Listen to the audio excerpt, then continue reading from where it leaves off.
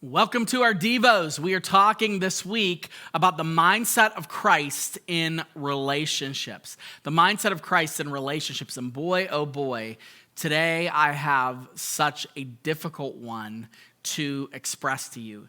This is the idea of what happens to love in the context of scorekeeping. Love dies to scorekeeping.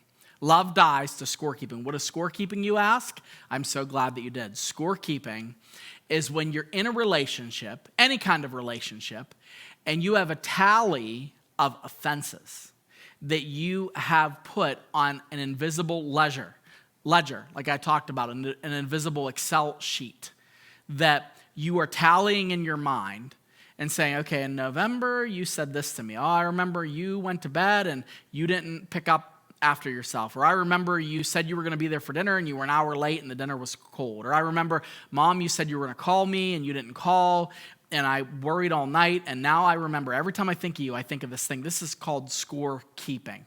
It's the invisible ledger that we have with our relationships. We calculate how we're going to behave based on the score that those people keep in their ledger, whoever it is, kids, grandkids, parents, siblings, spouses for sure. It's scorekeeping. But this is so unbiblical. And it's unbiblical every single time you go to a wedding. Almost every wedding has this verse read at the wedding. And it's 1 Corinthians chapter 13, the love chapter. In verse 4, it says, love is patient and kind. Love does not envy or boast. It is not arrogant or rude. It does not insist on its own way. It is not irritable or resentful. And then later on it says it keeps no record of wrongs. Keeps no record of wrongs. There's no invisible ledger if you love someone. Does that mean that you don't treat them with boundaries and that you set it up to make sure they're not abusing you? No, that doesn't mean that you ignore that.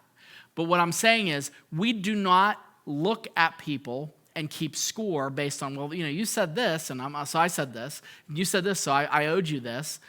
And it's terrible. I've seen people that are, infidelity, that have had affairs. And they'll be in the middle of working through the infidelity, and I'll see the one person and the spouse that didn't cheat. It was like, I put an internet profile up where I want to start dating. And they're breaking the cheating spouse's heart because the cheating spouse is now working on it. And they're like, well, yeah, maybe I'm going to go see this person from work that said that I was attracted. Maybe I'm going to go do this. And what you see is this record of wrongs. And they're holding it. When in reality, you don't justify and you don't retaliate sin with another sin, but instead you try to work and get above that sin.